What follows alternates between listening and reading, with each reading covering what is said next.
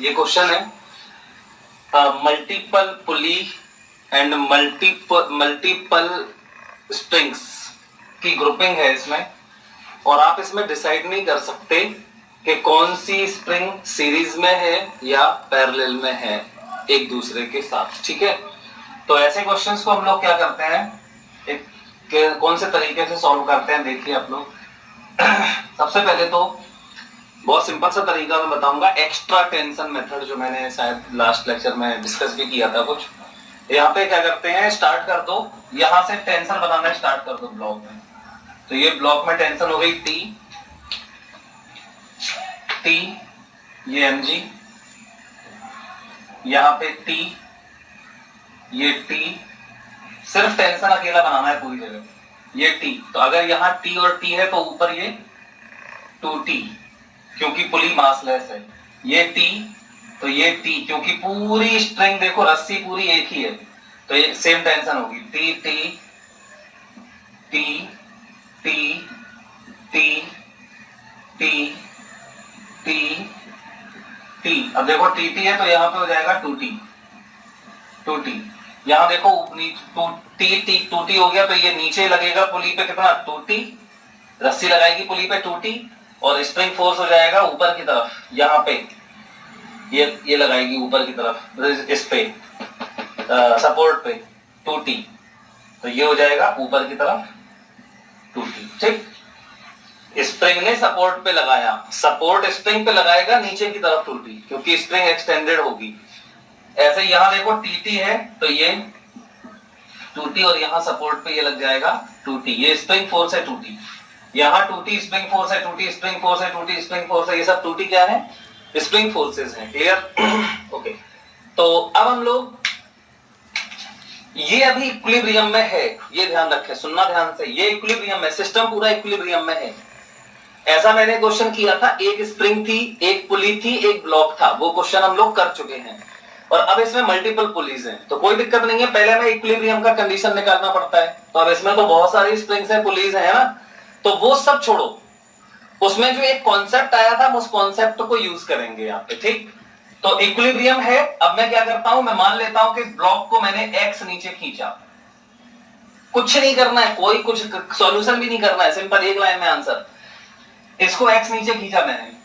अब ये सोचो, ये अगर एक्स नीचे खींचा है हमने, तो क्या ये रस्सी बढ़ जाएगी, रस्सी, ये जो रस्सी है टोटल पूरी स्ट्रिंग जो है, स्ट्रिंग की लेंथ तो कांस्टेंट रहनी है, तो फिर ये स्प्रिंग, ये स्प्रिंग, ये स्प्रिंग, ये स्प्रिंग, हर स्प्रिंग में एक्सटेंशन होगा, सारी स्प्रिंग स्ट्रेच हो जाएंगी। इसको नीचे खींचो तो खींचते जाओ नीचे, तो ऐसा थोड़ी वो कंप्रेस हो जाए, कोई सब में एक्सटेंशन ही होने वाला है।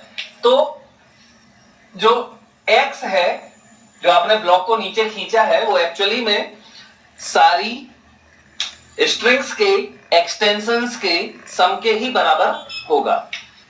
तो मैं क्या करता हूं, इसमें देखो K1, K2, K3, K4, ये फोर्स कांस्टेंट्स हैं इनके, तो मैं लिख देता हूं x1 plus x2 plus x3 plus x4, जहां पे x, अब देखो ध्यान से सुनना, तो x जो है ये सारी स्प्रिंग्स के एक्सटेंशंस के सम के बराबर होगा। ठीक, तो अब हम एक्सटेंशंस का सम कैसे लिखें, तो x1, x2, x3, short trick बता रहा हूं मैं, x बराबर ये लिख दिया, x1, x2, x3, x4 मैंने क्या माना है, एक्सटेंशंस माने हैं। अब देखो ध्यान से, हमें एक्चुअली में आंसर निकालना है इसका। ठीक है, तो हम लोग क्या करते हैं इसके लिए, अब सबसे पहले देखो, ये K1 वाली में है एक्सटेंशन, ये K2 वाली में है, ये K3 वाले में है, और ये K4 वाले में है। ठीक, अब आप देखो टेंशन कितना है, ब्लॉक में तो T है, ब्लॉक में T, यहीं से स्टार्ट करना है। ठीक, ब्लॉक से स्टार्ट करना है, टेंशन को लिखना हमेशा, तो ब्लॉक में T है। इसमें देखो K1 वाले में क्या माना तुमने, x1, K2 वाले में x2, K3 वाले में x3, K4 वाले में x4। अब आप बस एक काम कर लो, टेंशन देख लो, इससे कितने टाइम्स है, ब्लॉक वाली जो स्ट्रिंग है उससे कितने टाइम्स टेंशन स्प्रिंग्स में है, ब्लॉक वाली जो रस्सी है उसमें जो टी है उससे कितने टाइम्स टेंशन स्प्रिंग्स में है, बस इतना देखना है। तो इसमें कितना है, 2 टाइम्स, 2t है ना, बस इसमें 2 से मल्टीप्लाई कर दो। क्लियर? K2 वाला में देखो 2t है, बस इसमें 2 टाइम्स है ना, तो एक्सटेंशन में 2 से मल्टीप्लाई, इसमें देखो K3 में 2T है, इसमें भी 2 से मल्टीप्लाई, इसमें 2T है, इसमें भी 2 से मल्टीप्लाई। अगर यहाँ पे 3T होता तो 3 से मल्टीप्लाई, जितना भी होता उस उतने टाइम्स इसमें x में मल्टीप्लाई करना है। तो ये x बराबर कुछ नहीं, ये हो गया x बराबर, लिख गया हमारा। आप सुनो ध्यान से, ये हो गया x बराबर ये शॉर्ट ट्रिक बता रहा हूं मैं, अगर आपको पूरा एक्सप्लेनेशन चाहिए तो वो भी होगा, लेकिन अब दिमाग लगाना है बस, और कुछ नहीं है। एक्सप्लेनेशन कर चुका हूं मैं। तो अब क्या करना है हमें, इस वाली स्प्रिंग में देखो, आप क्या बोलोगे, 2T बराबर, स्प्रिंग फोर्स 2T है ना, तो 2T बराबर क्या लिखोगे, 2T बराबर मैं लिखूंगा K1x1, ठीक, यहां पे लिखूंगा 2T बराबर K1x1, x1 एक्सटेंशन माना था मैंने। इसमें क्या मानोगे, K2 वाले में तो 2T है, तो ये भी 2T बराबर मैं लिखूंगा K2x2। K3 वाले में देखो 2T बराबर K3x3, ठीक, ऐसे इसमें देखो 2T इसमें भी है, तो 2T बराबर K4x4, यहां लिख दिया मैंने। अब इससे बेटा x1 की वैल्यू निकालो, किसकी, x1 की। तो x1 की वैल्यू आ जाएगी 2T अपॉन K1, इससे x2 निकालो 2T अपॉन K2, इससे x3 निकालो 2T अपॉन K3, इससे x4 निकालो 2T upon K4। x1 x2 x3 x4 सबकी वैल्यू इसमें डाल दो इन इक्वेशन 1, इन इक्वेशन 1 डालो इसमें। तो ये देखो x बराबर, बहुत ध्यान सुनते जाना अभी, x बराबर 2 और x1 की जगह पे ये तो ये हो जाएगा 2T अपॉन K1 प्लस, इसमें देखो 2 और x2 की जगह 2T upon K2 plus 2 x3 की जगह 2T upon K3 plus 2 x4 की जगह 2T अपॉन K4, ठीक। अब देखो x बराबर, सब में से कॉमन ले लो, क्या कॉमन है, t कॉमन है, तो t कॉमन ले लिया, अंदर क्या बचेगा 4 upon K1 plus 4 upon K2 plus 4 upon K3 plus 4 upon K4, ये आ गई हमारी x की इक्वेशन। अब आप ध्यान से सुनो, अब हम मान लेते हैं अब मैं ये मिटा देता हूं,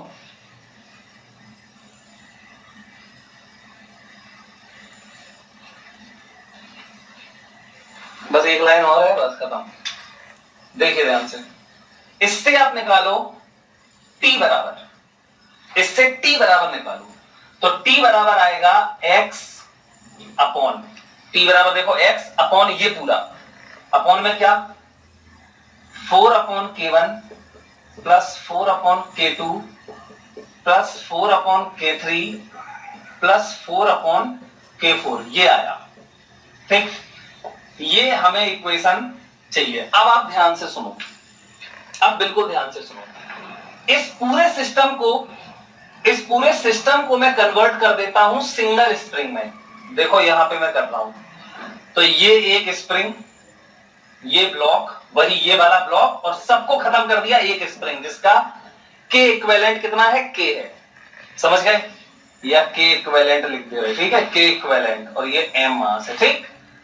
अब इसमें एक्सटेंशन, अब देखो इसमें एक्सटेंशन उतना ही होगा इक्विलिब्रियम के बाद, इक्विलिब्रियम के बाद x ले गए हम, तो इक्विलिब्रियम तो अभी है, अब इसके बाद अगर आप इसको x ले जा रहे हो तो इसमें x एक्सटेंशन ही होगा इक्विलिब्रियम के बाद, है ना। तो जो रिस्टोरिंग फोर्स आएगा, रिस्टोरिंग फोर्स, नेट फोर्स नहीं, रिस्टोरिंग फोर्स, क्योंकि पहले वाला जो एक्सटेंशन होगा उससे तो mg बैलेंस्ड होगा, फिर आपने जो एक्स्ट्रा खींचा है ना इसको, उसकी वजह से जो फोर्स आएगा देखो kx, ठीक, वो होगा यहां पे t के बराबर। इसमें क्या होगा, t टेंशन जो होगी स्प्रिंग में, t बराबर क्या होगा, k इंटू एक्स। फिर से ध्यान रखें कि यहां पे मैंने जो x लिखा है वो इक्विलिब्रियम के बाद वाला एक्सटेंशन है, ना कि नेट टोटल एक्सटेंशन। तो यहां पर जो t है वो क्या है, extra tension, extra tension, extra tension, ये ध्यान रखें, क्या है एक्स्ट्रा टेंशन, जब इक्विलिब्रियम के बाद इसको खींचते हैं हम, वो है ये। और ये मैंने जो प्रोसेस फॉलो किया था ना, ये सेटिस्फाइड होता है एक्चुअली में। शॉर्ट ट्रिक है ये, आप पहले जो एक पुली और एक स्प्रिंग वाला क्वेश्चन था उससे देखो, बिल्कुल सेम टू सेम मैच करेगा। ये एक्स्ट्रा खींचते थे जब आप, तो यहां पे ये आ गया, मतलब कि T बराबर के क्या है, के इक्विवेलेंट इनटू x। तो हेयर T बराबर के इक्विवेलेंट इनटू x, ये हो गया। इन दोनों इक्वेशंस का क्या करो, कंपेयर करो। तो कंपेयर करोगे आप तो k, देखो x की जगह ये लिखा है x, t की जगह t, तो k इक्विवेलेंट की जगह पे क्या हो गया, 1 अपॉन इतना पूरा। ठीक, तो हेयर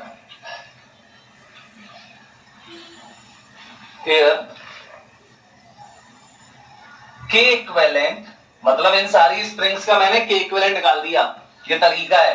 तो k इक्विवेलेंट बराबर 1 अपॉन 4 कॉमन ले लिया, 1 upon k1 plus 1 upon k2 plus 1 upon k3 plus 1 upon k4, ये हो गया। अब टाइम पीरियड, तो t बराबर हम जानते हैं, इसका टाइम पीरियड क्या होगा, t बराबर 2 pi under root m upon k equivalent, 2 pi under root m upon k equivalent, तो बराबर 2 pi under root m upon, और k इक्विवेलेंट में 1 अपॉन इतना पूरा, तो 1 अपॉन ये जाएगा तो 4 ऊपर पहुंच जाएगा,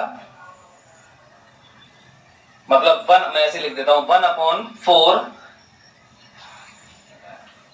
1 upon k1 plus 1 upon k2 plus 1 upon k3 plus 1 upon k4। तो देखो ये आ गया है ना, ये पूरा कहां पहुंच जाएगा, थर्ड नंबर पे है ना, तो ऊपर पहुंच जाएगा ये। ठीक, तो फोर्थ नंबर का है ये, सबसे ऊपर चला जाएगा, तो ये हो जाएगा 2 पाई, और ये इसका पूरे का m में मल्टीप्लाई हो जाएगा यहीं पे। ठीक, तो इस तरीके से क्या आ जाएगा, हमारा इक्विवेलेंट टाइम पीरियड आ जाएगा। ठीक है, तो ये हमें प्रोसेस ध्यान रखना है, सिंपल सा है, बिल्कुल कुछ नहीं है। क्या करते हैं, पहले टेंशन बना दो, x बराबर x1 x2 x3 x4 मान लो सबका एक्सटेंशन, तो x बराबर हो गया x1 plus x2 plus x3 plus x4। अब x1 x2 x3 x4 में मल्टीप्लाई करना है, हमें ये देखना है कि ब्लॉक में अगर टेंशन p है तो और दूसरी स्प्रिंग्स में कितने टाइम से, उतने टाइम का मल्टीप्लाई, क्योंकि ये सेटिस्फाइड हो जाता है जब आप सिंगल पुली वाला करते हो, तो इसमें भी सेटिस्फाइड होगा वो, तो उतने से मल्टीप्लाई कर दो, और फिर 2t जितनी भी टेंशन है, टेंशन का फॉर्मूला लिख दो, और यहां से x1 x2 x3 x4 को इस तरीके से हटा दो, t कॉमन ले लो, t बराबर इस फॉर्म में लेके आओ, t बराबर k equivalent into x, compare कर दो, k इक्विवेलेंट आ गया हमारा, और इस तरीके से हम लोग इस टाइप का क्वेश्चन सॉल्व कर सकते हैं। ठीक है, ओके, तो आप लोग करोगे ऐसे क्वेश्चंस। और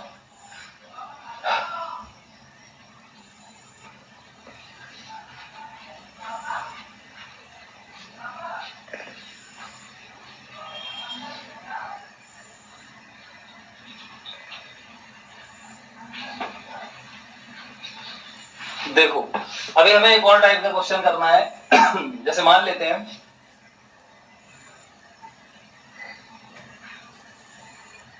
ये एक स्प्रिंग है,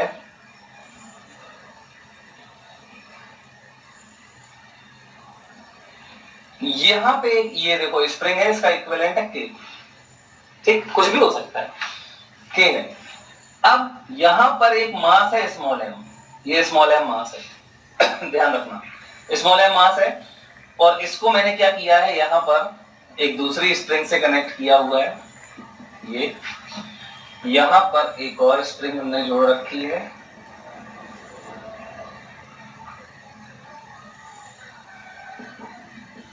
ये हमने इस तरीके से बनाया। अब देखो सिस्टम कैसा है ये, तो आप इसको ऐसे समझो, मान लीजिए ये कोई हॉरिजॉन्टल सरफेस है, जैसे बोर्ड का प्लेन है ऐसे हॉरिजॉन्टल सरफेस है, और यहाँ पे 3 सपोर्ट्स हैं, 1 2 3, तीनों स्प्रिंग जुड़े हुए हैं, बीच में मास है, और इसको खींच के और छोड़ दिया, तो ये मतलब इसका जो mg है ना, वो जब ग्राउंड के नॉर्मल से बैलेंस्ड है, स्मूथ सरफेस है, मतलब ये हॉरिजॉन्टल प्लेन में इस तरीके से ऑसिलेट कर रहा है। कैसे ऑसिलेट कर रहा है, इसको हमने यहां खींच के छोड़ दिया, यहां खींचा और छोड़ दिया, इसको खींचा छोड़ दिया, स्प्रिंग कांस्टेंट तीनों का k है, खींचा छोड़ दिया, तो ये ऐसे ऐसे ऑसिलेट करेगा। कह रहा है इसका टाइम पीरियड बता दो, तो अब इसमें सीरीज पैरेलल कुछ नहीं है, ठीक। तो इसके क्वेश्चंस को जनरल मेथड से करेंगे, जैसे हम लोग करते हैं नेट रिस्टोरिंग फोर्स निकाल के। तो इसमें विशेष बात क्या है, पहले आप ये देखो। तो बेटा पहले तो एक बात समझो हमारी, मान लीजिए यहां से 2 पॉइंट है ये, और इन दोनों पॉइंट से एक लाइन गई ऐसी, ये लाइन गई, ठीक है।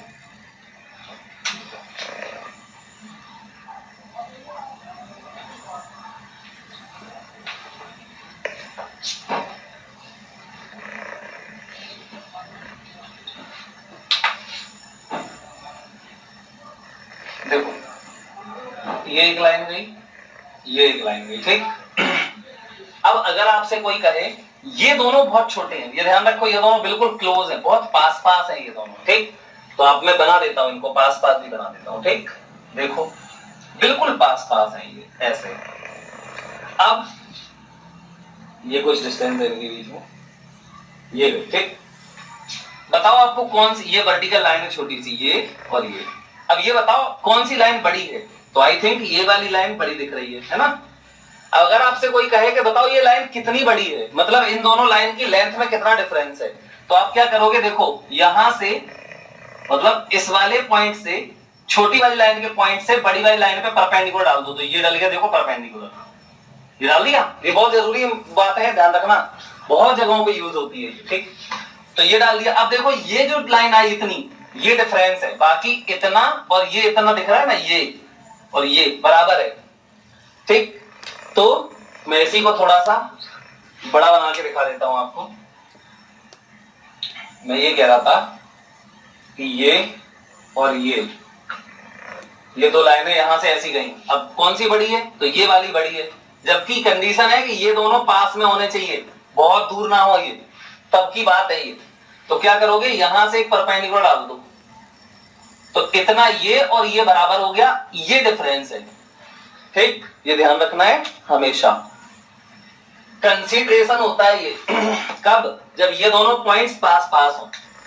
तो देखो इसमें क्या करना है, हमें इसको मैंने खींचा, इसको कितना x खींचा, ये बहुत दूर ज्यादा नहीं खींचा, पास में ही खींचा है, बिल्कुल स्मॉल ऑसिलेशन होता है हमेशा, लेकिन मैं बना रहा हूं तो मुझे बड़ा बनाना पड़ेगा, ठीक है, डायग्राम में। तो ये यहां पे आ गया, तो इस स्प्रिंग में कितना एक्सटेंशन हो गया, इस वाली स्प्रिंग में तो पूरा ये एक्सटेंशन हो गया, कितना x, ठीक है। अब मैं इसको यहां पे बना रहा हूं, देखना ध्यान से, ये तो ये हो गया एक्सटेंशन x, किस स्प्रिंग में, इस वाले में। अच्छा दूसरी स्प्रिंग कहां थी, ये वाली, देखो ये आ रही थी। अच्छा ये वाले एंगल दिए हैं 120 120 120, ये तीनों एंगल्स 120 120 120 है, अलग अलग भी हो सकते हैं, वो आप लोग दूसरा करोगे। तो जैसे अब यहां पे पूछ रहे हो, तो इसको हमने खींचा, तो ये वाली तो एक्सटेंड हो गई, लेकिन ये वाली कुछ कंप्रेस हो गई होगी, और ये वाली भी उतनी ही कंप्रेस हुई होगी, सिमेट्रिक है। तो बना लेते हैं पहले, तो ये थी स्प्रिंग, दूसरी वाली ये थी, है ना, ये वाली तो मैंने बनाई दी है, ये वाली तो हो चुकी इसका। अब इस स्प्रिंग में कितना वो होगा कंप्रेशन, तो देखो ये वाला पॉइंट तो नहीं बदलने वाला ना, ये तो यही फिक्स्ड है, ये वाला इस स्प्रिंग का ये वाला पॉइंट नीचे आ जाएगा, तो यहां आ गया, तो देखो इसको ये वाला पॉइंट यहां आ जाएगा, बेटा ध्यान से समझना, ठीक है, ये आ गया। अब फिर से देखो इसको खींचा, तो ये स्प्रिंग जहां, ये वाली स्प्रिंग यहां जुड़ी थी, अब यहां आ जाएगी, ऐसे ये वाली यहां आ जाएगी, है ना। तो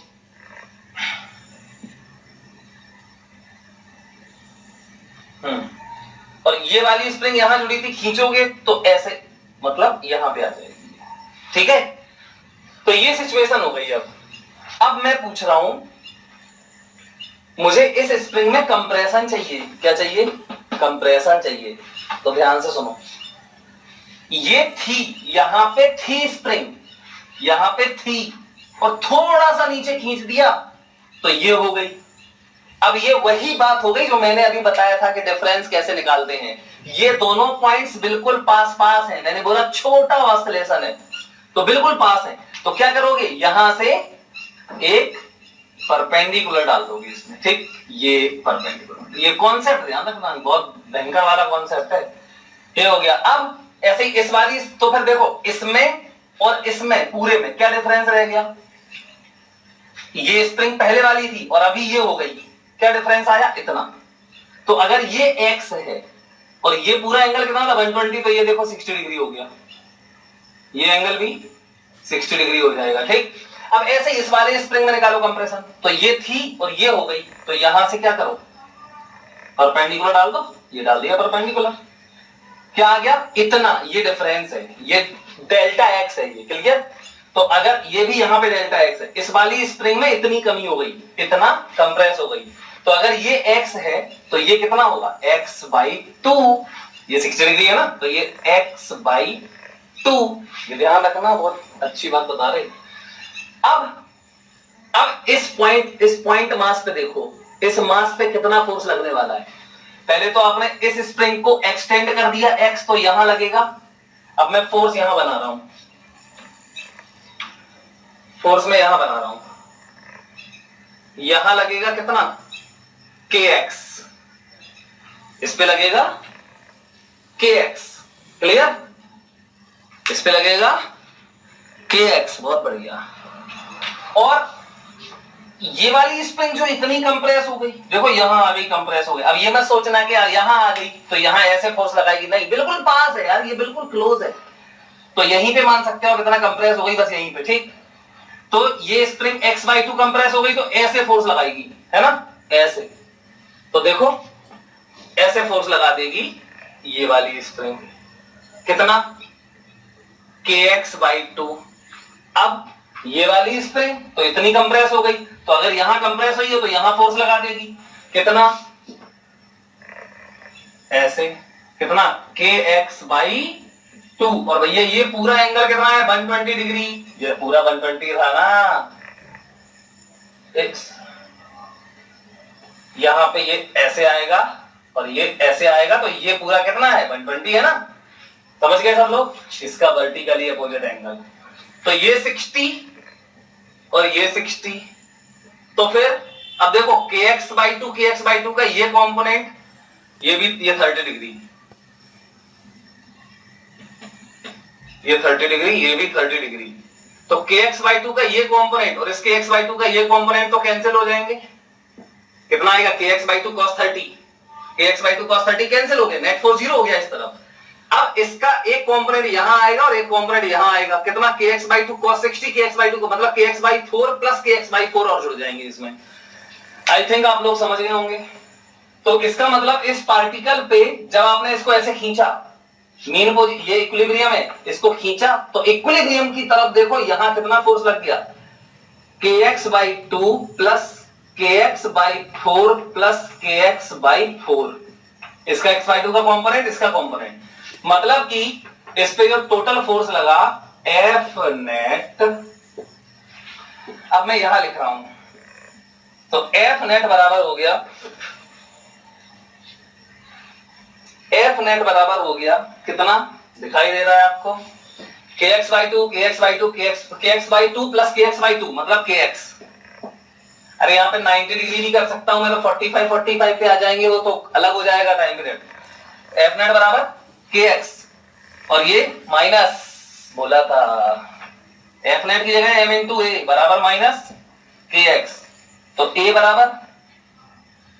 बराबर minus k upon m into x, मतलब ये हो गया ओमेगा, पहले तो SHM प्रूफ हो गया और ये ओमेगा स्क्वायर हो गया, ओमेगा स्क्वायर बराबर k/m, तो ओमेगा बराबर √k/m, इस तरीके से करते हैं, ठीक। अब आपको एक क्वेश्चन करना है, ये एंगल, मैं होमवर्क के लिए क्वेश्चन दे रहा हूं, ये 45 है और ये 45 है, बाकी ये बचा होगा जो भी होगा, 90 ये है, ये 270 है, अब इसी क्वेश्चन को करना है, ठीक।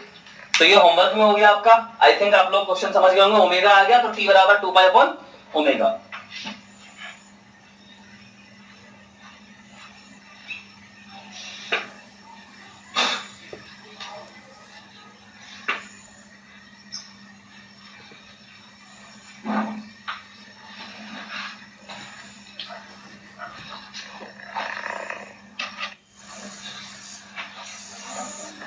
देखिए अब हम लोग एक और क्वेश्चन करेंगे, बहुत ही अच्छा क्वेश्चन है, शानदार क्वेश्चन है, देखते हैं क्या क्वेश्चन है।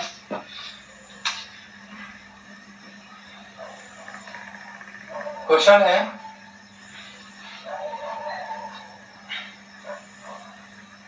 ये एक ब्लॉक है, m1 मास का ब्लॉक है और ये है m2 मास का ब्लॉक।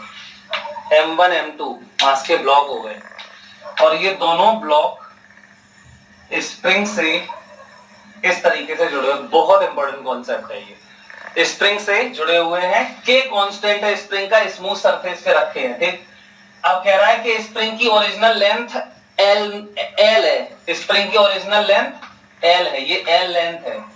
क्लियर? अब वो कह रहा है हमसे, बहुत अच्छा क्वेश्चन है, ध्यान से सुनना। अब वो हमसे कह रहा है कि हमने इन दोनों ब्लॉक्स को ऐसे पकड़ा और यहां ऐसे कंप्रेस कर दिया, देखो ऐसे, जबकि ये ओरिजिनल लेंथ कितनी थी? एल। ये ध्यान रखना सब लोग, ये एल लेंथ है, ये ध्यान रखना। ठीक, एल लेंथ है और इसको कंप्रेस कर दिया इतना, कितना? X not. मैंने इसको एक्स नॉट कंप्रेस कर दिया, मान लो। ठीक है, कर दिया, अच्छी बात है। एक्स नॉट कंप्रेस किया और फिर छोड़ दिया, रिलीज कर दिया, तो ये ऐसे ऐसे क्या करेगा? ऑसिलेट करता रहेगा, है ना? स्मूथ सरफेस है तो ऑसिलेशन कंटिन्यू रहेगा हमेशा। तो कह रहा है बताओ ऑसिलेशन का टाइम पीरियड कितना होगा। ठीक है, बता देते हैं। तो क्वेश्चन लिख लेना। Two blocks of mass m1 and m2 are kept on horizontal smooth surface and connected with a spring of the constant k. Original length of the spring is L naught या L, small l, and the blocks are compressed by a distance x naught and released. Then find the time period of the oscillation and amplitude. ये अलग oscillation कर रहा है, ये अलग कर रहा है. And amplitude of both the blocks. दोनों ब्लॉक्स के अलग अलग क्या बताने हैं? एम्पलीट्यूड भी बताना है। ठीक, तो ये क्वेश्चन है हमारा। तो चलिए देख लेते हैं क्वेश्चन को। क्वेश्चन लिख लेना पूरा पहले। ठीक, अब मैं इस क्वेश्चन को कैसे इस क्वेश्चन को कई तरीकों से हम लोग सॉल्व कर सकते हैं, 3-4 तरीके हैं। ठीक, तो मैं आपको कुछ तरीके बता रहा हूं, देखिए। सबसे पहले तो अच्छा तरीका बताएंगे आपको। ये L है, क्या है? L। फिर इसको कंप्रेस किया तो ये देखो, ये ब्लॉक यहां आ गया M1, ये स्प्रिंग, ये M2। ठीक है बेटा, अब देखिए ध्यान से। तो मैंने मान लिया, बेटा देखना ध्यान से, सेंटर ऑफ मास, मैं सेंटर ऑफ मास फ्रेम से कर रहा हूं पहले, बहुत अच्छा मेथड है, ध्यान से सुनना। ये है इसका सेंटर ऑफ मास। अच्छा, मैंने कंप्रेस किया कितना? एक्स नॉट, और छोड़ दिया इसको। ठीक, अब अगर आपने इसको रिलीज करके छोड़ दिया है तो पहले ये बताओ यहां पे फोर्स कितना लगेगा? ऐसे इस पे फोर्स लगेगा K इंटू, अब देखो कंप्रेस किया था एक्स नॉट, ध्यान से समझना पहले, बहुत अच्छा क्वेश्चन है। कंप्रेस किया मैंने एक्स नॉट, देखो ये ओरिजिनल लेंथ, फिर कंप्रेस किया यहां पे, ज्यादा कंप्रेस किया था एक्स नॉट, और फिर छोड़ा तो ये ऐसे भागने लगे। तो जब ऐसे भागने लगे तो बीच की किसी सिचुएशन की बात कर रहा हूं मैं, बीच में किसी सिचुएशन की बात कर रहा हूं मैं, और मैं मान लेता हूं कि ये और ये इक्विलिब्रियम पोजीशन, ये इक्विलिब्रियम पोजीशन, मतलब रिलैक्स्ड स्प्रिंग जब रिलैक्स्ड थी तो यहां पे, मतलब इस पे भी कोई फोर्स नहीं होगा, इस पे भी कोई फोर्स नहीं होगा, स्प्रिंग रिलैक्स्ड होगी तो कोई फोर्स नहीं होगा। ठीक, तो ये सिचुएशन थी। अब देखो कंप्रेस किया यहां एक्स नॉट तक और छोड़ दिया, तो जब ये यहां आ गए, मतलब इक्विलिब्रियम से, देखो इसका इक्विलिब्रियम ये है, इससे कितना यहां पे है? ये x2। ठीक, और ये इक्विलिब्रियम से कितना यहां पे है? x1। इक्विलिब्रियम से ही तो देखते हैं हमेशा डिस्प्लेसमेंट। तो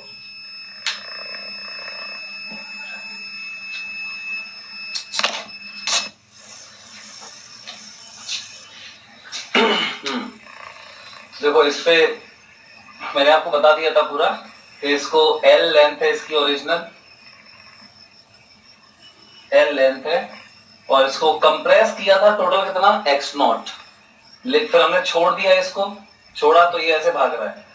तो जब ये यहां से x1 और ये x1 और ये x2 कंप्रेस्ड रह गया, पहले ये ज्यादा कंप्रेस था, कहां तक, अपने एम्पलीट्यूड तक, मान लो यहां होगा इसका एम्पलीट्यूड A2 और इसको A1 तक यहां कहीं होगा, तो ये A2 और ये A1 तक कंप्रेस्ड था और छोड़ा, तो ये ऐसे ऐसे ऑसिलेट करते रहेंगे अपनी मीन पोजीशन, इक्विलिब्रियम क्या होगा ये यहाँ पे, क्योंकि यहाँ पे ओरिजिनल लेंथ में स्प्रिंग, स्प्रिंग का ही फोर्स है बस, अब स्प्रिंग का फोर्स यहाँ पे 0 है, तो इक्विलिब्रियम में इसका भी और इसका यहाँ पे।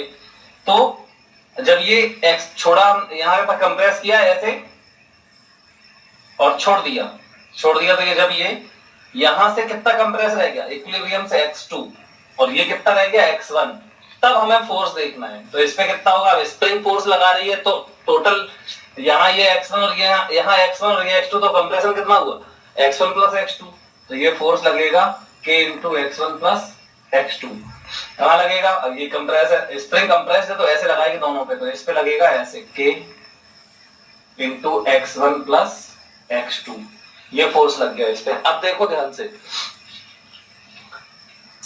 अब ये बताओ नेट फोर्स क्या है, M1 और M2 सिस्टम पे नेट फोर्स क्या है, तो देखो इस पे यहां लग रहा है, इस पे यहां लग रहा है, नेट हो गया 0, ठीक है, तो सिस्टम पे नेट फोर्स 0 ही रहने वाला है हमेशा, ऑसिलेट करता रहेगा ये, लेकिन हर इंस्टेंट पे सिस्टम पे नेट फोर्स 0 ही होगा। तो सिस्टम पे अगर नेट फोर्स 0 है तो आपको पता होगा सेंटर ऑफ मास की वेलोसिटी कांस्टेंट रहती है अगर सिस्टम पर नेट फोर्स 0 है, तो if F external is 0 then VCM बराबर कांस्टेंट, ठीक, क्योंकि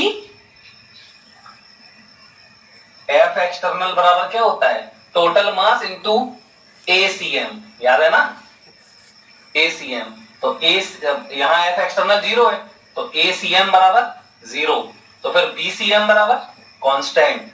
अब VCM अगर कांस्टेंट है तो पहले जो वेलोसिटी थी वही रहने वाली है। अब सोचो आप, ये कंप्रेस्ड किया हमने और छोड़ दिया, तो कंप्रेस किया तो सेंटर ऑफ मास तो रेस्ट में है ना, तो सेंटर ऑफ मास यहीं रहेगा और ये रेस्ट में रहेगा यहां पे, और ये इस तरीके से सिस्टम क्या करता रहेगा, ऑसिलेट करता रहेगा। तो इसका मतलब सेंटर ऑफ मास का पोजीशन चेंज नहीं होगा, मतलब डेल्टा एक्स CM 0 रहेगा, सेंटर ऑफ मास जहां पे है वहीं रहेगा। तो सिंस F एक्सटर्नल बराबर 0, सो डेल्टा एक्स CM बराबर 0। अब डेल्टा एक्स CM का फॉर्मूला क्या होता है, ये होता है M1 delta x1 plus M2 delta x2 बराबर 0, ये हो जाएगा अपॉन में M1 प्लस M2, लेकिन वो वहां चला जाएगा तो 0 होता है, ठीक, डेल्टा XCM बराबर M1 delta x1 plus M2 delta x2 upon M1 plus M2, ये होता है, इसको प्रूफ भी कर चुके होगे आप लोग। तो ये है, अब देखो M1 डेल्टा x1 कितना है ये, तो इस तरफ गया ये कितना x1, इक्विलिब्रियम पोजीशन से देखना है, तो ये x1 चला गया, ठीक है ना, तो यहां चला गया ये x1, तो M1 into x1 plus M2 into, अब ये कितना गया x2 इस तरफ आया, तो माइनस x2 बराबर 0, क्लियर। अच्छा, तो कुल मिला के ये हो गया M1 x1 बराबर M2 x2, फर्स्ट इक्वेशन ये बन गई हमारी। इतना सबसे पहले तो आपको समझना है, बिल्कुल सिंपल सी बात है, समझो इसको ध्यान से। अच्छा, अब देखो ये हो गया, अब बेटा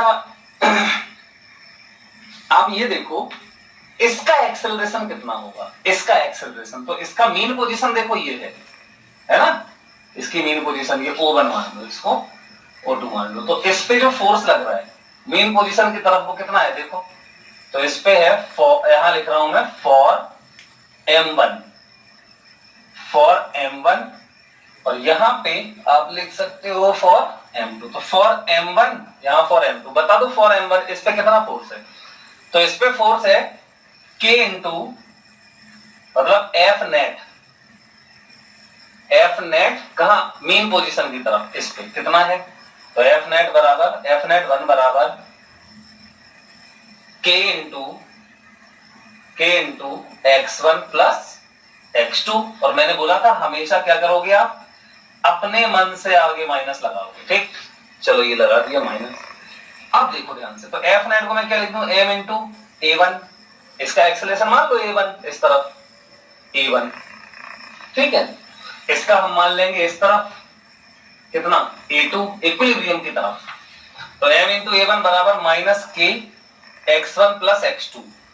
तो x1 प्लस x2 को हटा दो, कहां से, फर्स्ट इक्वेशन से हटाओ x2 को, तो ये आ जाएगा m1 x1 अपॉन m2, ठीक है। अब a1 बराबर माइनस k और m, ये m1 है, सॉरी m1 से कर दो डिवाइड इसको, ठीक है। तो m1 से डिवाइड कर दोगे और यहां पे कॉमन ले लो, तो माइनस, देखना माइनस k और ये पूरा, और ये देखो x1 मैंने बाहर कर दिया कॉमन, क्लियर। अंदर बचेगा क्या, 1 plus m1 upon m2, LCM भी ले लो, कितना m2, तो यहां आ जाएगा m1 प्लस m2, क्लियर। और यहां से देखो m1 नीचे आ जाएगा, तो ये हो जाएगा m1 इंटू m2, ओके। अब आप देखो बिल्कुल सिंपल सी बात हो गई, ये तो a1 बराबर माइनस, ये देखो पूरा कांस्टेंट है, सिर्फ x1 वेरिएबल है, x1 क्या है, मीन पोजीशन से डिस्प्लेसमेंट, तो इसका मतलब a1 बराबर माइनस ओमेगा स्क्वायर x1। तो यार ये तो यहाँ प्रूफ हो गया क्या, ये SHM है, सिंपल सी बात है। तो ओमेगा स्क्वायर क्या आ गया इसका, ओमेगा दिखाई दे रहा है आपको, ओमेगा स्क्वायर हो गया, बहुत बढ़िया दिख रहा है भैया। तो ये ओमेगा स्क्वायर हो गया क्या, ये k into m1 plus m2 upon m1 m2, ठीक। अब देखो ध्यान से, इसी को मैं ऐसे लिख सकता हूं, k ओमेगा स्क्वायर बराबर होता है k बाई m, तो k अपॉन इसको लिख दो m1 m2 upon m1 plus m2, ऐसे भी लिख सकते हो। तो बराबर में k अपॉन इसको लिख दो म्यू, इसको म्यू लिख देते हैं, म्यू क्या होता है, रिड्यूस्ड मास। तो म्यू बराबर क्या है, इसको याद रखना, m1 m2 upon m1 plus m2 mu होता है रिड्यूस्ड मास, ये सेंटर ऑफ मास में डेराइव भी होता है, पूरा डिटेल है बहुत भयंकर वाली इसकी। तो यहाँ पे म्यू बराबर हो गया रिड्यूस्ड मास बराबर बेटा m1 m2 upon m1 plus m2, ठीक है। तो ये ओमेगा स्क्वायर बराबर हो गया, तो फिर ओमेगा बराबर हो गया under root k by mu. अब टाइम पीरियड चाहिए था हमें, तो इसका टाइम पीरियड आ गया t बराबर 2 pi under root mu upon k, ठीक। म्यू की जगह पे क्या है, m1 m2 upon 1 plus m1 plus m2, या ऐसे लिख दो आप इसी को, 1 अपॉन म्यू बराबर 1 upon m1 plus 1 upon m2, ऐसे भी लिख सकते हो, देख लो एक ही बात है, यही आ जाएगा म्यू बराबर, ठीक। तो या तो ये m1 के लिए किया मैंने ऐसे, पूरा समझ में आ गया होगा। अब देखो m2 के, आप इसको m2 के लिए भी कर सकते हो ऐसे ही, और सेम बिल्कुल यही आंसर भी आएगा, ठीक है। देखो मैं m2 के लिए करके दिखा देता हूं आपको। फॉर m2 f नेट 2 बराबर माइनस k, वही है x1 plus x2। f net की जगह पे क्या लिखोगे आप, m2 इंटू a2 बराबर माइनस k, x1 को हटा दो, x1 को हटाओगे ना, अब x2 चाहिए अपन को, x2, तो x1 को हटाओ फर्स्ट इक्वेशन से, यहां से x1 को, तो ये हो जाएगा m2 x2 अपॉन m1 और प्लस क्या है x2, क्लियर। बराबर में इसमें से कॉमन ले लो, तो फिर वही माइनस k और यहां आ जाएगा आपका, देखो m2 upon m1 plus 1 into ये देखो x2 कॉमन आ गया, ठीक। m2 से डिवाइड कर दो, तो ये हो जाएगा a2 बराबर माइनस k, एलसीएम ले लो इसका, तो ये हो जाएगा m1 एलसीएम, ऊपर आ जाएगा m1 प्लस m2 और ये m2 फिर नीचे आ जाएगा, तो यहाँ m1 m2 इंटू में x2, फिर वही आ गया देखो a2, और इसको आप लिख दोगे minus omega square into x2, तो ओमेगा स्क्वायर बराबर देखो फिर वही आ गया, सेम टू सेम चीज आ गया, ठीक, तो जैसे इसका टाइम पीरियड होता है इक्विलिब्रियम, इक्विलिब्रियम के अबाउट, इक्विलिब्रियम ये है, ये ऐसे ऐसे करेगा, ये एम्पलीट्यूड पे, ये एम्पलीट्यूड है, मतलब यहां से कंप्रेस किया एम्पलीट्यूड तक, तो ये ऐसे ऐसे ऑसिलेट करता रहेगा, ऐसे ये वाला ऐसे ऐसे ऑसिलेट करता रहेगा। ठीक, तो ये हमने निकाला क्या, ये हमने टाइम पीरियड निकाल दिया इसका, किसका, सिस्टम का टाइम पीरियड हमने निकाल दिया। आई थिंक आप लोग समझ गए होंगे, आसान है। ठीक है, अब वो कह रहा था एम्पलीट्यूड बताओ, कंप्रेशन, टोटल कंप्रेशन कितना था, x not, total compression x not था। ठीक, मतलब कि एक्स, मतलब कि अभी हमने जो लिखा था m1 x1 plus m2 x2 बराबर 0, m1 x1 बराबर m2 x2, ये था फर्स्ट इक्वेशन, यही थी ना फर्स्ट इक्वेशन। अब अगर एम्पलीट्यूड पे जब ये आ जाएंगे एम्पलीट्यूड पे, तो फिर x1 की जगह पे कितना हो जाएगा, a1, और बराबर x2 की जगह पे क्या हो जाएगा, a2। अरे x1 कभी ना कभी तो a1 के बराबर होगा ना, जब ये दोनों एक्सट्रीम पे होंगे तब x1 और x2 a1 और a2 हो जाएंगे, तो ये हमारी फर्स्ट इक्वेशन हो जाएगी। ठीक, पुटिंग x1 बराबर a1 एंड x2 बराबर a2, क्लियर। क्योंकि ये तो हमेशा वैलिड है ना, क्योंकि सेंटर ऑफ मास में तो हमेशा शिफ्ट जीरो ही रहने वाला है, डेल्टा एक्सियम तो इज ऑलवेज जीरो। अब ये हो गया, अब देखो x नॉट क्या था, टोटल एक्सटेंशन, तो ये a1 प्लस a2 के बराबर होगा, है ना, सही है।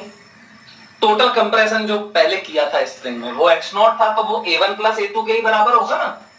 ठीक, देखो ये इसका यहां पे अगर यहां तक कंप्रेस किया था तो ये इसका एम्पलीट्यूड है, देखो यहां से ये a1 और यहां से देखो ये a2, तो टोटल कंप्रेशन x नॉट था वो a1 प्लस a2 के बराबर होगा, क्लियर। अब ये हो गई सेकंड इक्वेशन, अब तो खत्म हो गया, यहां से एक बार a1 की वैल्यू उठा के रख दो, तो x नॉट बराबर a1, a1 यहां से रखो, a1 पुट करो, तो ये हो जाएगा x नॉट बराबर a2 रख दो, तो a1 प्लस a2 रख दो, a1 प्लस a2 की जगह पे क्या रख दें, m1 a1 अपॉन m2, तो x नॉट बराबर देखो a1 बाहर आ जाएगा, अंदर बचेगा m2 plus m1 upon m2, तो इससे आ गया a1 बराबर हो गया m2 x not into m2 upon m1 plus m2। ऐसे ही आप a1 को इसमें रख दो तो a2 आ जाएगा, तो a2 बराबर आ जाएगा x not into m1 upon m1 plus m2। ये तो बेसिक वो है फॉर्मूला जो अपन सेंटर ऑफ मास में पढ़ते हैं, ठीक है। तो इस तरीके से हमने इसका पूरा एनालिसिस किया एक तरीके से, ठीक। इसको हम लोग कई तरीकों से पढ़ सकते हैं एक्चुअली में, तो चलो आपको एक और मेथड बता देते हैं। तो एक और मेथड देखो, इसका एक और मेथड मैं आपको बताता हूं, सूडो फोर्स वाला, ठीक है। चलो देखो,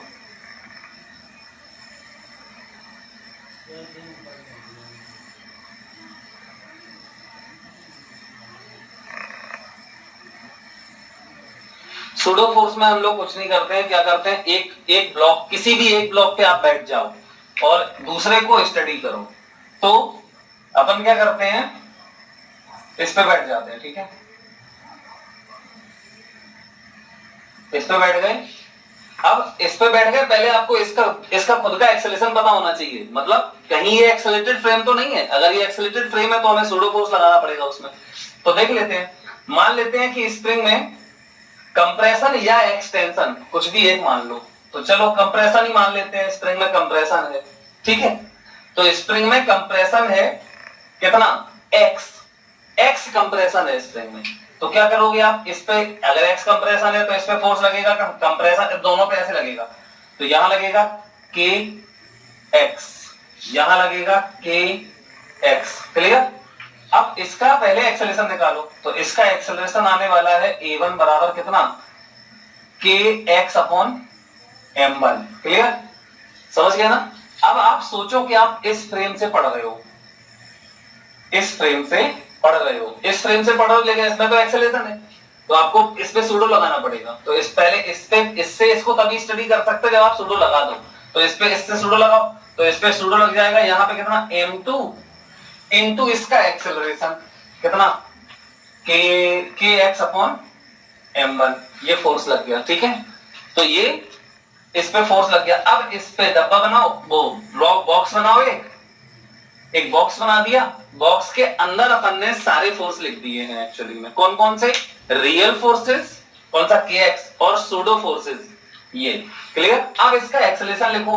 अब इसका जो आप एक्सेलरेशन लिखोगे, क्या लिखोगे? a, वो इसका जो एक्सेलरेशन आप लिखोगे सूडो लगाने के बाद, वो इसके रिस्पेक्ट में आएगा। तो a2 with respect to 1, a2 with respect to 1 बराबर कुछ नहीं, सिंपल सा है, टोटल फोर्स अपॉन इसका मास। तो टोटल फोर्स कितना है? kx plus kx m2 upon m1।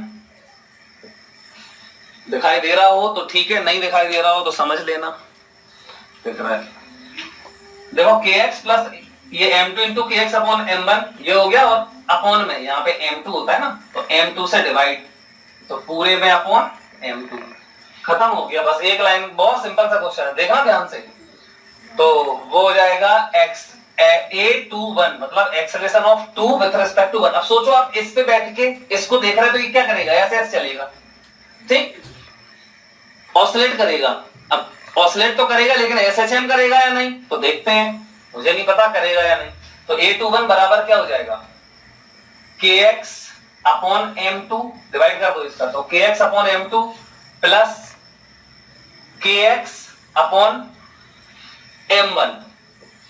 देखो ये डिवाइड करोगे तो m2 m2 कैंसिल हो जाएगा, ये आ गया। तो a21 बराबर, इसमें से kx कॉमन ले लो, तो k कॉमन आ गया, अंदर बचेगा 1 upon m1 plus 1 upon m2 और इंटू x। क्लियर। अब बेटा देखो यहां से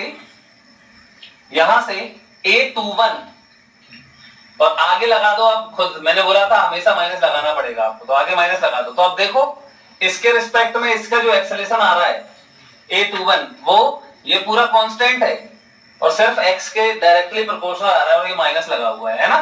तो हियर a21 बराबर माइनस ओमेगा स्क्वायर x। तो पहले तो ये क्या प्रूफ हो गया? SHM, इसके रिस्पेक्ट में उसका जो डिस्प्लेसमेंट है x, वो SHM कर पाए। ठीक है, तो कंपेयर कर दो इसको, तो ओमेगा स्क्वायर बराबर हो गया ये k 1 upon m1 plus 1 upon m2, मतलब k m1 plus m2 upon m1 m2 बराबर k upon m1 m2 upon m1 plus m2। ठीक है, अब ये क्या है? वही फिर बताया था हमने भी, म्यू। तो k अपॉन, इसको म्यू लिख दो, एक टर्म दे दिया जबरदस्ती है, मतलब ऐसे ही। तो ओमेगा स्क्वायर बराबर k बाय म्यू, तो ओमेगा बराबर under root k by mu, ये हो गया। तो ओमेगा आ गया, टाइम पीरियड आ जाएगा, या इस पे बैठ के इसको पढ़ लो तब भी यही आएगा, कुछ भी कर सकते हो। ठीक, तो बेटा इसमें ये सूडो फोर्स से कर दिया, हम इसको और भी तरीकों से कर सकते हैं। जैसे अभी मैंने जो पहला मेथड बताया था वो प्योर सेंटर ऑफ मास से नहीं बताया था, अभी मैं इसको पूरा यहां सेंटर ऑफ मास पे बैठ के भी कर सकता हूं। सेंटर ऑफ मास पे बैठ जाओ, इसको सॉल्व कर दो, एक लाइन का सॉल्यूशन है। लेकिन पहले इतने आप दो मेथड करो, समझो, फिर देखेंगे। अभी इतना जरूरी है आपके लिए, ये समझना बहुत जरूरी है।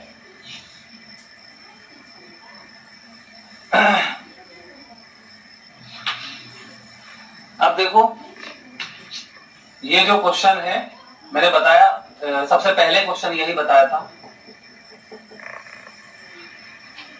ये वाला क्वेश्चन। हो सकता है कुछ लोग कंफ्यूज हो इसमें, तो मैंने बोला था कि मैं डिटेल बता चुका हूं, तो कुछ लोग सोच रहे होंगे कि कब बता चुके। मैं बता चुका हूं उसमें, लेकिन इसमें फिर से मैं बता देता हूं। कंस्ट्रेंट का खेल है बस, और कुछ नहीं है। देखो मैं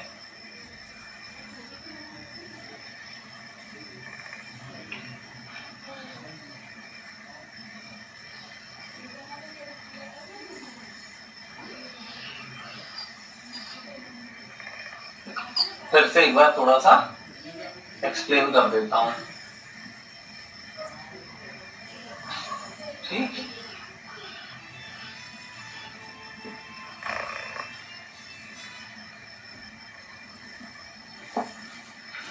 ये था क्वेश्चन अपना K1, K2, K3, K4। बहुत ध्यान से, बहुत सिंपल है, पूरा एक्सप्लेनेशन हो चुका है। बस मुझे एक बात और थोड़ी सी बतानी है, हो सकता है कुछ लोगों को ना समझ में आए, इसलिए मैं बता रहा हूं फिर से। मैंने बोला था ये पूरा सिस्टम इक्विलिब्रियम में है, इक्विलिब्रियम में है, और इसको हमने उसके बाद x नीचे खींच दिया है ना, तो x जो होगा वो सारी स्प्रिंग के एक्सटेंशन के सम के बराबर होगा, बिल्कुल। तो इसकी x1 एक्सटेंशन, इसका x1, इसका एक्सटेंशन x2, इसका एक्सटेंशन x3, इसका एक्सटेंशन x4।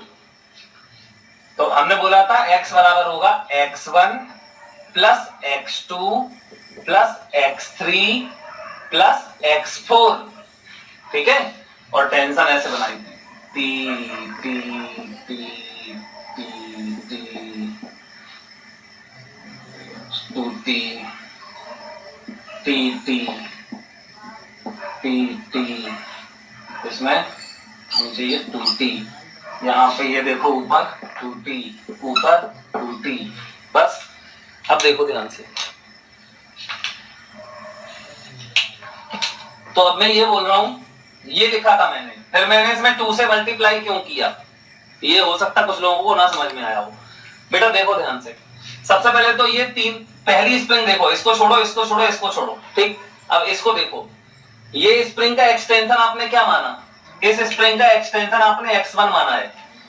अगर ये स्प्रिंग एक्सटेंशन x होगा, देखो ये x होगा, मतलब ये पुली को देखो, अभी ये x यहाँ पे है, ये स्प्रिंग x एक्सटेंड हो गई, तो ये यहां आ गई मान लो, तो देखो ये x हो गया, ठीक। तो फिर ये रस्सी कितनी कम हो गई, यहां पे x कम हुआ, और यहां रस्सी, यहां भी तो रस्सी है, तो x 2x रस्सी में कमी हुई, रस्सी में 2x की कमी हुई, समझ गए ना। अपन को ये देखना है ब्लॉक कितना नीचे आएगा, तो इसमें x एक्सटेंशन हुआ, तो यहां रस्सी 2x कम हुई। अब इसको छोड़ो, इसको देखो, इसमें भी x2 एक्सटेंशन, इसमें x1 हुआ था, अब इसमें x2 हुआ, तो मान लो यहां से ये ब्लॉक यहां आ गया, पुली यहां आ गई, तो ये कितना है x2। तो अब सोचो, जब ये यहां आ जाएगा, पुली ऐसी आ जाएगी, तो ये रस्सी यहां से कम हो जाएगी, और यहां से ये कम हो जाएगा, मतलब रस्सी कितनी कम हो गई 2x2। ऐसे इसमें देखो, ये x3 ऊपर जाएगी, तो यहां x3 और x3 कम हो जाएगा, समझ गए ना। इसलिए हमने यहां पे, ऐसे ही इसमें भी होगा, ये यहां है और इसमें x4 एक्सटेंशन करो, तो ये x4 है, तो यहां देखो ये रस्सी और ये रस्सी कहां बढ़ेगी, ये पूरी रस्सी जो कमी हो गई यहां। इसका मतलब स्प्रिंग में एक्सटेंशन जो है उसका सम लिखो, और जो टेंशन, इसकी टेंशन T है अगर, तो स्प्रिंग में जो टेंशन है जितने टाइम्स है वो इसकी, उसका मल्टीप्लाई करो, ठीक है। अब ये कोई, ये रूल है, मतलब रूल नहीं, ये क्या है, ट्रिक है, बाकी आप ऐसे समझ के कर सकते हो, ठीक है, जो मैंने अभी एक्सप्लेन किया। तो 2x4 हो गया। अब इसकी 2t बराबर K1 x1, तो यहां से x1 को हटाओ, यहां डालो, तो x बराबर 2 इंटू 2t बाई, मतलब 4t बाई K1, ऐसे इसका डालो यहां पे, तो 4t बाई K2 आएगा, क्योंकि इसकी 2t बराबर K2 x2, तो x2 को रिप्लेस कर दोगे भैया आएगा, t कॉमन ले लेना, तो x बराबर t कॉमन, अंदर जो भी बचेगा वो सब क्या होगा 1/k, तो t बराबर क्या होगा kx, तो t बराबर x, और ये पूरा नीचे आ जाएगा अपॉन में, तो अपॉन में जो भी आएगा, तो x t बराबर k इंटू x, तो k इक्विवेलेंट इंटू x से कंपेयर करके k इक्विवेलेंट निकाल देना, ठीक है। और t बराबर 2 pi under root m by k equivalent में रख देना। बस मुझे यही थोड़ा सा डाउट हो रहा था कि हो सकता है आपको ये चीज समझ में नहीं आई हो कि मैंने यहाँ पे 2 से मल्टीप्लाई क्यों किया, तो इसलिए मैंने आपको फिर से बता दिया है, डिटेल बता दी पूरी, अच्छे से इसको समझना है आपको।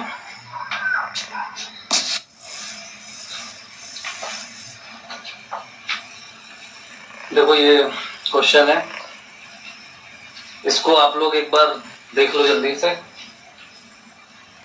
और देखो एक्चुअली में है क्या, क्वेश्चन क्या है मैं बता देता हूं आपको। The frictional coefficient between the two blocks shown in figure is mu.